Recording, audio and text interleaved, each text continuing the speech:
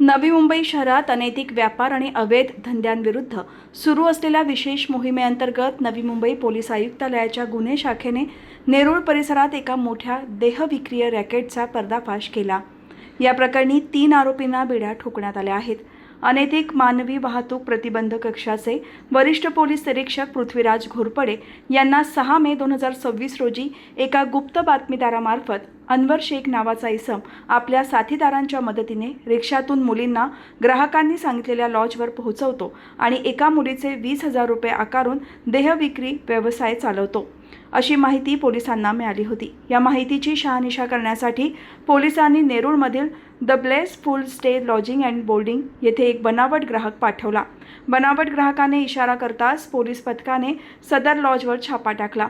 या कारवाईत पोलिसांनी 4 पीडित मुलींची सुटका केली।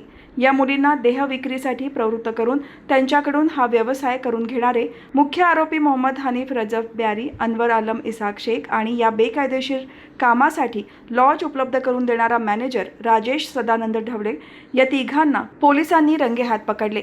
आरोपींनी संगनमताने पीडित महिलांना लॉजवर आणून त्यांच्याकडून देहविक्री करून घेतली आणि त्या बदल्यात 20,000 रुपयांची रक्कम स्वीकारली।